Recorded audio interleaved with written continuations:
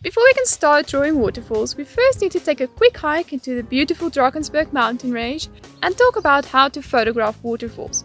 There are two main ways to photograph waterfalls. The first way is a long exposure shot. In a long exposure shot, the shutter is open for long, letting a lot of light in. This creates a more blurry image. The other way to photograph it is with a short exposure shot. This type of shot is often used for athletic pictures.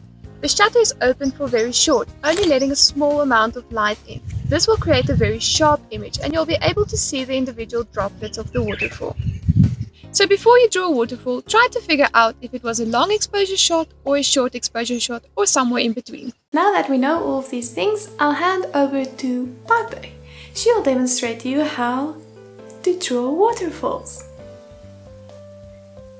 Let me start reading her script. We'll start with a long exposure shot, looking from an angle in which you can see the top of the waterfall. Choose one pencil. You'll use this pencil for your entire drawing. Sharpen it until you're sure you can murder a man in 30 seconds. Make sure to draw defined construction lines, pressing down really hard with the... Piper, what is this? Okay, pressing down really hard with the pencil so that it will be impossible to erase later. Outline every individual subfall for good measure. Now shade the bottom 3/4 of the fall using vertical strokes. These strokes should not be smooth and even. Be sure to leave some random gaps. Bonus points if those little loops that you make while coloring up and down are visible and defined. Now we have to tackle the waterfall edge. Draw the lines unevenly around the curve of the fall, having random strokes poke out at all sides. None of the strokes should have a discernible difference in darkness. The top and bottom of the falls are all the same shades of grey.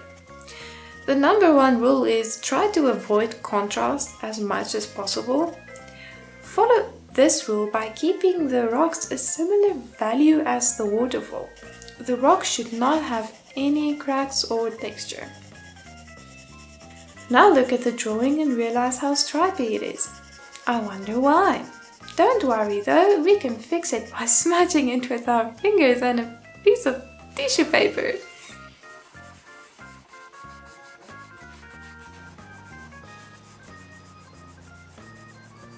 All done!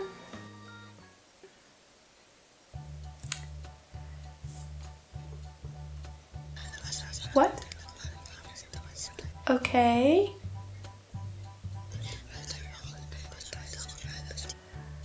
Piper says she wants to draw another one. And she even has the script ready for me.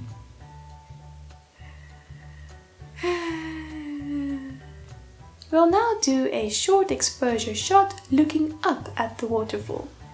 Keeping that in mind, let's start off by messing up the perspective and drawing in the top river. Plan the drawing out with dark outlines that are hard to miss. We also can't add a trough to it, and we need to keep the landscape at the top as flat as possible. We also need to draw the pool at the bottom bullet round. To draw the actual waterfall, forget every pencil technique that you know. Just color up and down. You also shouldn't turn your pencil at an angle at all. Just use the tip to the paper. Be careful of varying your pencil pressure. Remember the most important rule. No contrast whatsoever. On the edge of the fall, before the river tumbles over the edge, we need to make the water as white as possible. When getting down to the foam part, draw solid, cloud-like outlines. Bonus points if you go over your outlines 3 times, just for added effect. Color your foam the same grey as everything else with circular motions.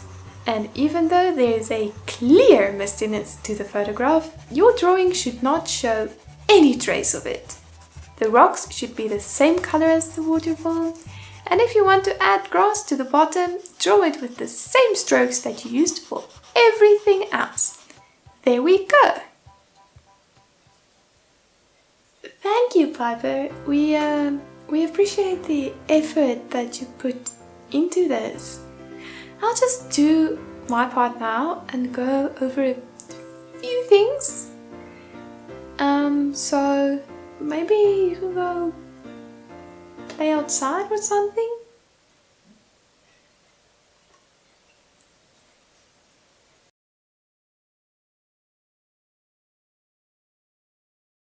Okay, we'll talk now about the things that you should do. We're going to start with a long exposure shot from the bottom up. Use your different pencils. 4B and 6B work great for dark areas and HB and B for lighter areas. Plan with soft strokes that are easy to erase. In this view, you're not able to see the river at the top of the waterfall, so besides the rocks jutting out, the water should be fairly flat. When starting to fill in the details, draw light and shadow. Do not draw every object individually. And think triangles, not lines. The top of a sub-waterfall is brighter than the bottom, so draw a gentle gradient from light at the top to dark at the bottom. You can do this by varying pencil pressure as you draw a line. Because the lines vary in darkness, you can also layer the different pencils. When you are shading, shade up until just before the edge of the waterfall, not all the way. Draw the thinner parts of the fall grey, not completely white.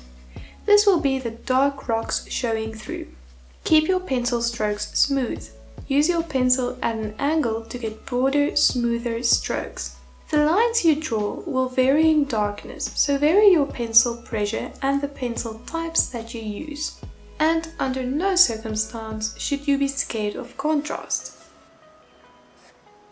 Leave the tissue, your fingers and the blending stump out of the picture for now. Blend the mist with pencil strokes.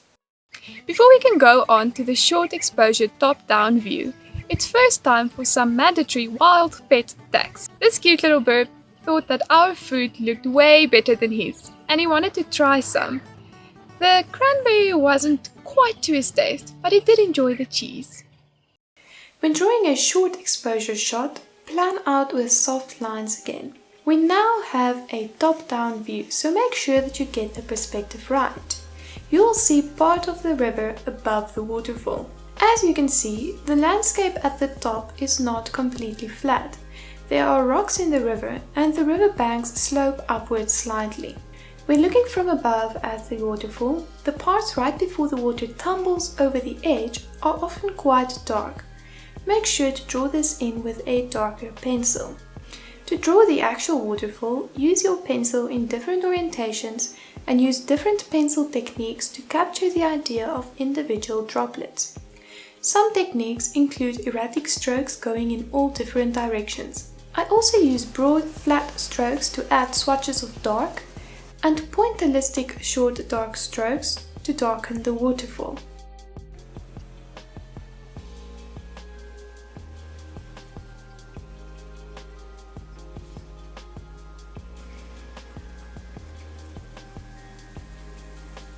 You can keep one side of your pencil flat and the other side sharp, so that you can do different techniques at any time. Also vary your pencil pressure when you are doing the different techniques. The spray from a waterfall forms mistiness. Draw everything except the spray. Let the texture of the paper grab some of the graphite. Not all waterfalls are foamy, but if there is foam, it will lie flat on the pool below, and it's not rounded at all. If the bottom pool is visible, it will also appear flat, but oftentimes you won't even be able to see it. If you have grass in front, you can also draw the grass with a sharp object and color over it later. Compared to the water, the rocks are quite dark, so keep even the highlights of the rocks darker than the highlights of the waterfall. Hi Piper, what is this?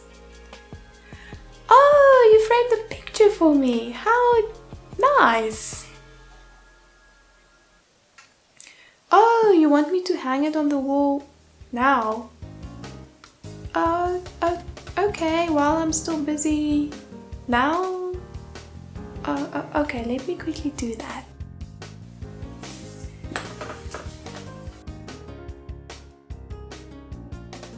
Alright, that's it. If you want more tips on drawing a waterfall, watch this video right here.